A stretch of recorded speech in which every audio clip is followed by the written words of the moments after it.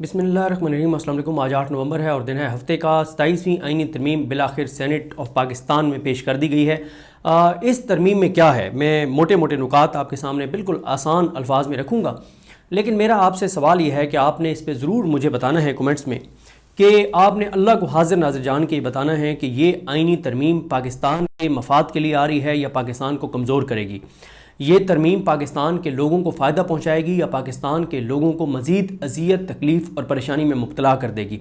आपने पूरी ईमानदारी से, और ख़ास तौर पे मैं जो मुस्लिम लीग नून का अगर कोई हामी है तो उससे पूछता हूँ कि आपने अल्लाह को हाजिर नाज़िर जान के ये बताना है कि ये तरमीम पाकिस्तान को आगे लेकर जाएगी या पाकिस्तान को पीछे लेकर जाएगी। और अगर इसका जवाब ये है आप इन तीनों सवालों का कि ये पाकिस्तान को पीछे लेकर जाएगी, पाकिस्तान को कमज़ोर करेगी और पाकिस्तान के लोगों को इससे कोई फ़ायदा नहीं होगा, तो फिर अगला मेरा सवाल ये होगा कि इस तरमीम को करने वाले और इसको वोट देने वाले, इसको सपोर्ट करने वाले जो हैं वो क्या पाकिस्तान मुहिब वतन पाकिस्तानी हैं या वो पाकिस्तान और पाकिस्तान के आने वाली नस्लों के ख़िलाफ़ काम कर रहे हैं। ये मेरे चंद सवालात हैं। मैं अपना आपको बता दूँ कि बतौर पाकिस्तानी शहरी शदीद एक तकलीफ़ में हूँ कि हमारे मुल्क के साथ क्या हो रहा है। और ये हमारे मुल्क के साथ आज से नहीं हो रहा, पिछले 3.5 साल से जो कुछ मुल्क के साथ किया गया है वैसे तो कई दहाइयों से हो रहा है, लेकिन खैर हम पंजाब वालों की आंखें जो हैं वो अभी खुलना शुरू हुई हैं 3.5 साल से। लेकिन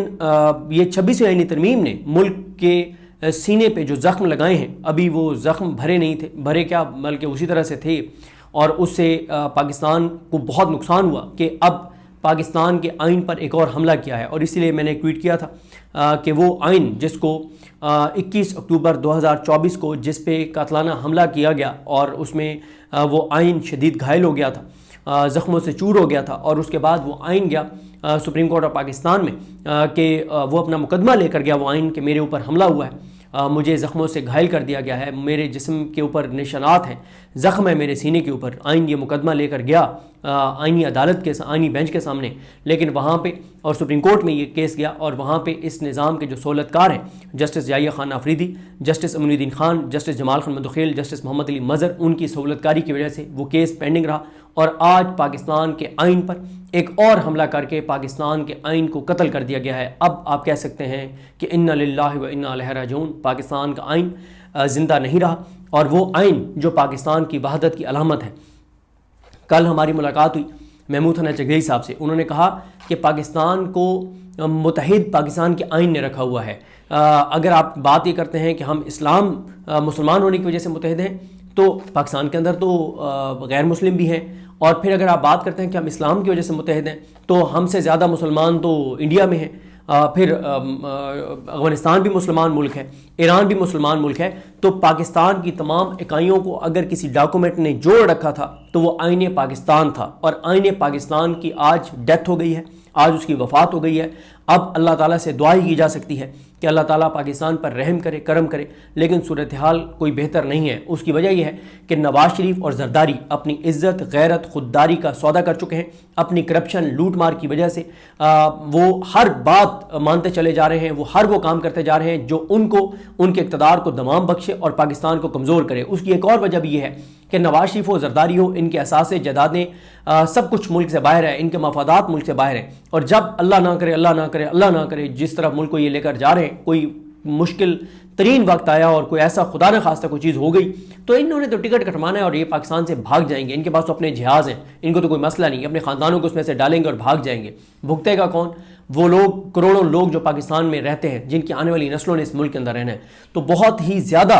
एक एज ए पाकिस्तानी तकलीफ सूरत हाल है। और इस पे मैं अगली वीडियो में आपको कुछ ट्वीट्स भी आपको बताऊंगा, और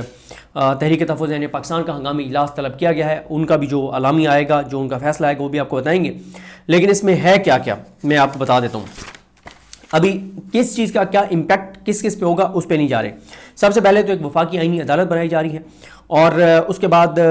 मैं स्टेप बाय स्टेप बता रहा हूँ। कुछ चीज़ों का मैं आगे जाके एक्सप्लेन करूँगा जिस तरतीब से मैंने लिखा हुआ है। सेनेट मेंबरान के हवाले से ये तब्दीली की गई है कि सेनेट का जो भी मेंबर बनेगा, जिस साल उसने रिटायर होना होगा, तो उस साल 11 मार्च को उसकी मुद्दत जो है वो ख़त्म हो जाएगी, और 11 मार्च से अगले मेंबर्स के लिए जो प्रोसेस शुरू हो जाएगा। ये इतनी बड़ी कोई तरमीम नहीं है। खैर, उसके बाद आ जाए जी 63A। अच्छा, इसमें यह हो सकता है कि مارچ میں اگلے سال مارچ میں جن کی مدت اگر دسمبر 2026 میں بھی ختم ہونی تھی تو وہ مارچ میں ریٹائر ہو جائیں اور مارچ میں نئے سینٹ کے ممبرز آ جائیں اور سینٹ میں اور زیادہ گرفت جو ہے ان کی مضبوط ہو جائے، کیونکہ ابھی تھوڑا سا ان کو مسئلہ ہوتا ہے سینٹ میں. اور اس کا مطلب یہ ہے کہ مارچ میں یہ نئے سینٹ کے ممبرز لائیں گے اور مارچ کے بعد لگتا یہ ہے کہ مارچ میں ایک اور پھر آئینی ترمیم آئے گی اور اس میں پھر بہت کچھ جو ہے وہ کر لیا جائے گا. اس کے بعد جی 63A والا جو معاملہ ہے کہ اگر کوئی رکن اسمبلی اپنی پارٹی پالیسی کے خلاف ووٹ کرتا ہے اور وزیر اعظم کے انتخاب میں عدم اعتماد میں یا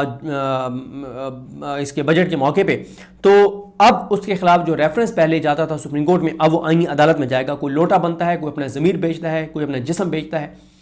کوئی رکن پارلیمنٹ، تو اس کا معاملہ اب آئینی عدالت میں جائے گا، فیڈرل کانسٹیٹیوشنل کورٹ کے اندر جائے گا. اس کے بعد اور ہر وہ معاملہ جو اس نظام کے خلاف کوئی لے کر جائے گا، جو اس موجودہ رجیم جو کچھ کر رہی ہے اس کے خلاف جو بھی مقدمہ ہوگا، میں آپ کو ڈیٹیل میں نہیں بتا رہا کہ فلانا معاملہ، لب لباب اس کا یہ ہے، اس کا خلاصہ یہ ہے کہ اس نظام کے خلاف جو بھی معاملہ ہوگا وہ فیڈرل کانسٹیٹیوشنل کورٹ میں جائے گا. اور وہ فیڈرل کانسٹیٹیوشنل کورٹ جس کو کون بنائے گا؟ وزیر اعظم صدر کو نام تجویز کریں گے کہ جی اس جج کو فیڈرل کانسٹیٹیوشنل کورٹ کا سربراہ لگا دیں، چیف جسٹس لگا دیں، اور پھر وہ چیف جسٹس جس کو شہباز شریف سلیکٹ کرے گا، شہباز شریف کی بھی کتنی اس میں چلے گی وہ آپ کو پتہ ہے، تو وہ چیف جسٹس اور شہباز شریف مل کے باقی ججز سلیکٹ کریں گے اور وہ پھر آئینی عدالت جو ہے فیڈرل کانسٹیٹیوشنل کورٹ میں ہر وہ معاملہ جائے گا جو اس نظام کے خلاف ہوگا، جو آئین کی پامالی کا معاملہ ہوگا، جو قانون کی تباہی کا ہوگا، جو پاکستان کو کمزور کرنے کا ہر معاملہ جو ہے وہ آئینی عدالت کے سامنے جائے گا. اور آئینی عدالت جو حکومت وقت کے ماتحت ہوگی، جو موجودہ نظام کے ماتحت ہوگی، جو ان کی غلام ہوگی، فیڈرل کانسٹیٹیوشنل کورٹ جو ان کی مراد یافتہ ہوگی، جن کو انہوں نے نوازا ہوا ہوگا، جنہوں نے ان کو سلیکٹ کیا ہوا ہوگا، اس آئینی عدالت کے سامنے ان کا ہر معاملہ جائے گا جو ان کے غلام ہوں گے. آپ انداز لگائیں. اس کے بعد سپریم جوڈیشل کونسل کی حیثیت تبدیل ہو جائے گی. سپریم جوڈیشل کونسل وہ فورم ہے جہاں پہ ججز کو فارغ کیا جا سکتا ہے. پہلے مسئلہ یہ آ رہا تھا کہ جو 5 رکنی یہ سپریم جوڈیشل کونسل تھی اس میں سے 2 ممبر جو تھے وہ ساتھ نہیں دیتے تھے، جسٹس منصور علی شاہ اور جسٹس منیب اختر. اب اس کی حیثیت چینج کی جا رہی ہے، اس میں ابھی ڈیٹیل میں بھی پھر کسی اور انٹرویو میں یا ویڈیو میں جائیں گے کہ اس میں کیا تبدیلی آ رہی ہے سپریم جوڈیشل کونسل میں. اور یعنی یہ وہ فورم ہے جو ججز کو فارغ کرنے کا فورم ہے. اس فورم کے اوپر بھی مکمل اپنی گرفت لائی جا رہی ہے تاکہ جس لمحے چاہے حکومت جس جج کو چاہے اس کو پھڑکا دیا جائے اور اس کو فارغ کر دیا جائے. پہلے ایک ججز کے پاس ایک ہوتا تھا کہ جج کو فارغ کرنا آسان نہیں ہے، بڑا مشکل ہے، لیکن اب وہ بھی آسان بنا دیا گیا ہے. اس کے بعد آرٹیکل 243 میں جو ہے چیف آف ڈیفنس فورسز لایا جا رہا ہے اور CDF، یہ ہوں گے جو آرمی چیف ہوں گے وہ CDF ہوں گے، چیف آف ڈیفنس فورسز ہوں گے، وہ ایئر فورس کے بھی سربراہ ہوں گے، وہ نیوی کے بھی سربراہ ہوں گے. اور ان کی ابھی مدت شدت کہیں نہیں لکھی ہوئی کہ ان کی کیا ہوگی، لیکن آرمی چیف جو ہوگا وہی نہیں، ان کی تو خیر وہی ہے نا، جب تک یہ آرمی چیف ہوں گے یہ 5 سال ہوگی، وہ فیلڈ مارشل کی نہیں ہے مدت، وہ آگے چلتے ہیں. تو ان کی مدت 5 سال ہوگی جو پہلے قانون میں تبدیلی کر دی گئی ہے. تو یہ ہوں گے جی چیف آف ڈیفنس فورسز. اور chairman joint chiefs of staff کا عہدہ ختم کر دیا گیا ہے، جو بھی سیر شمشاد صاحب ہیں. 27 نومبر کو وہ عہدہ ختم ہو جائے گا کیونکہ ریٹائر ہو رہے ہیں. اس کے علاوہ جی ایک کمانڈر بنائے جائیں گے، national strategic command. Strategic command جو ہے یہ ہماری وہ ہے جو ہماری یہ نیوکلیئر جو ہمارے ایسٹس ہیں ان کے حوالے سے اس کا جو کمانڈر ہے وہ جو CDF ہے، chairman chief of defence forces, یہ سجیسٹ کریں گے کہ کون ہوگا اس کا کمانڈر. تو یہ بھی ایک نئی پوسٹ ہے وہ کریٹ کی گئی ہے.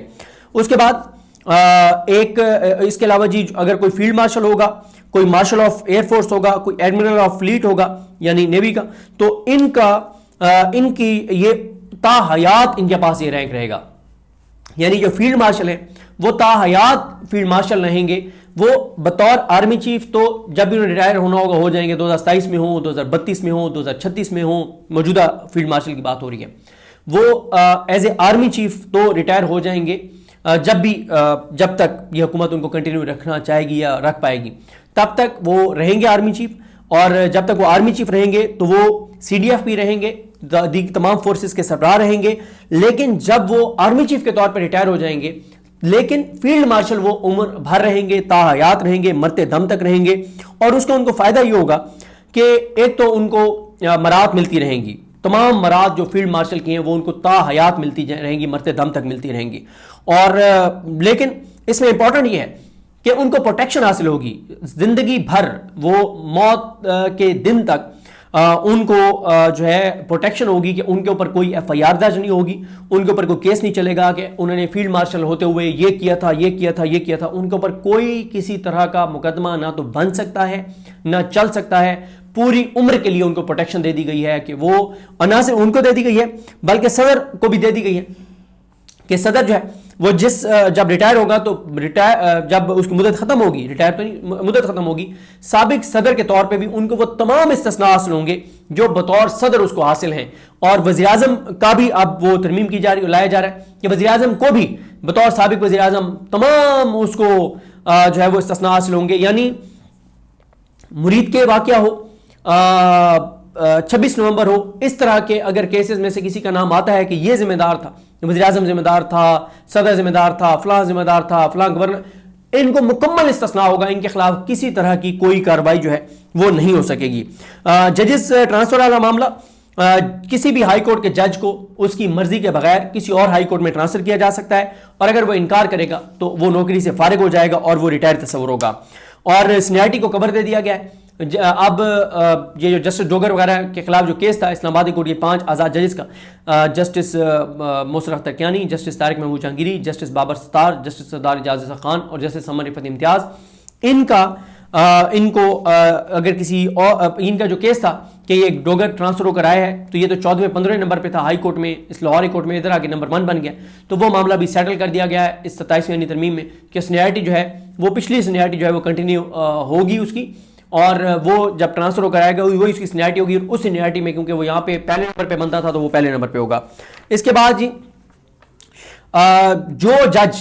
فیڈرل کانسٹیٹیوشنل کورٹ میں جانے سے انکار کرے گا وہ بھی ریٹائر تصور ہوگا، یعنی اگر منصور علی شاہ صاحب، منیب اختر صاحب، اطہر من اللہ صاحب، عائشہ ملک صاحبہ، شاہد وحید صاحب، وہ آزاد ججز جو اپنے حلف سے وفا کرنے والے ہیں، ان کو اگر جسٹس حاجی امین الدین خان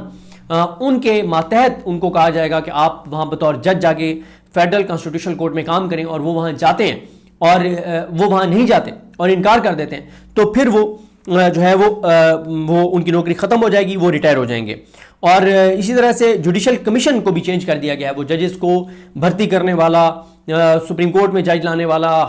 فیڈرل کانسٹیٹیوشنل کورٹ میں جو آگے ججز آئیں گے وہ ساری حیثیت بھی اس کی چینج کر دی گئی ہے، اس میں پھر آگے ڈیٹیل ویڈیوز کروں گا کہ کس میں کیا تبدیلی کی گئی ہے کس فورم میں۔ اور اسی طرح سے جو ابھی جو پہلا فیڈرل کانسٹیٹیوشنل کورٹ کا جو سربراہ ہوگا، جو چیف جسٹس ہوگا، وہ ہوگا جس کو وزیر اعظم سجیسٹ کریں گے صدر کو، اور وہ اس کا کرائٹیریا یہ ہے کہ وہ سپریم کورٹ کا کوئی جج ہوگا، یا ہائی کورٹ کا 7 سال تک کوئی جج رہا ہو، یا وہ وکیل کا رکھا گیا، پتہ نہیں 10 سال یا 20 سال سپریم کورٹ کا وکیل رہا ہو۔ اچھا، اس کے بعد ججز کا تقرر جو ہے، جو فیڈرل کانسٹیٹیوشنل کورٹ میں ججز کا تقرر جو ہے وہ وزیر اعظم کریں گے، کس کے ساتھ؟ مشاورت سے، ان کے ساتھ جو چیف جسٹس ہوں گے فیڈرل کانسٹیٹیوشنل کورٹ کے، ان کی مشاورت سے۔ اور قومی اسمبلی میں، سینٹ میں،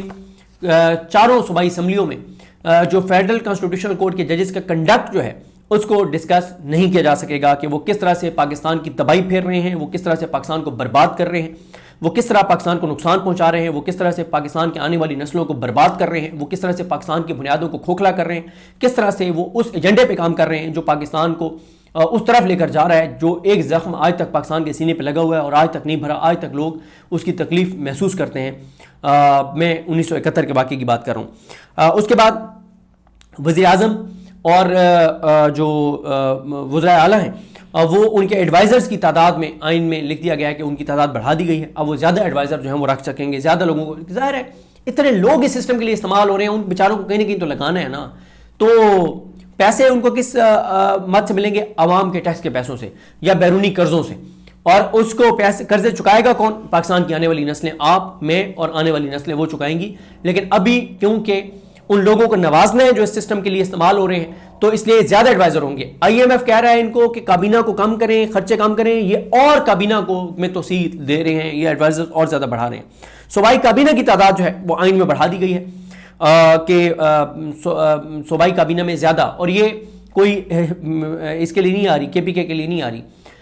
ये आई है पंजाब के लिए। मैंने आपको बताया कि क्योंकि हर जगह मसला ये है कि पहले एक तादाद थी कि इतनी तादाद जो है वो कुल मेंबरान के इतने फीसद जो है वो आप काबीना में रख सकते हैं, उसकी भी रेशो बढ़ा दी गई है, क्योंकि मसला यह है कि लोग ज़्यादा इस्तेमाल हो रहे हैं सिस्टम के लिए और जगह कामें जगह जो है वो उनके लिए बढ़ाई जा रही हैं। उसके बाद अब सूबों के दरमियान अगर कोई तनाज़ा होगा पंजाब और KP के दरमियान, तो ये मामला भी आईनी अदालत में जाएगा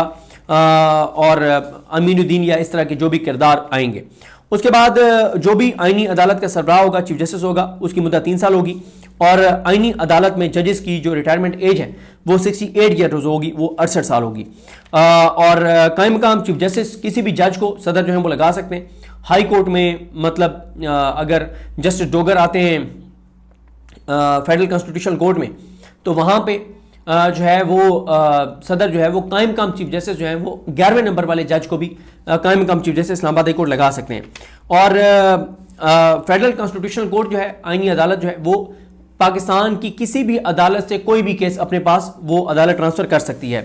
और 199 के जो केसेस हैं, इसमें मैं आपको आगे चल के एक्सप्लेन करूंगा किसी डिटेल वीडियो में, वो सिर्फ हाई कोर्ट्स के आईनी बेंच जो हैं वो देख सकते हैं। फेडरल कॉन्स्टिट्यूशनल कोर्ट जो है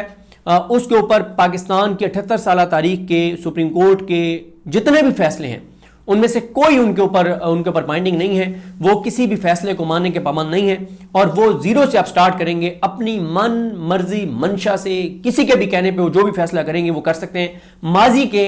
किसी केस के फैसले का हवाला उनके सामने देने का कोई फायदा नहीं है। 78 साल में जो पाकिस्तान की तारीख के बड़े बड़े जज गुजरे हैं, जिनको सब मानते हैं कि वो अपने अलग से वफा करने वाले दयानतदार थे, वो बहुत बड़े इंसान थे, उनके फैसले अब आईनी अदालत के ऊपर बाइंडिंग जो है वो नहीं है।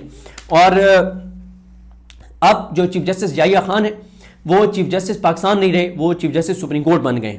और लफ्ज़ पाकिस्तान उनके नाम के साथ ख़त्म कर दिया गया। तो इसके बाद फील्ड मार्शल जो है वो कौमी हीरो हैं, ये भी लिख दिया गया है। और इसी तरह से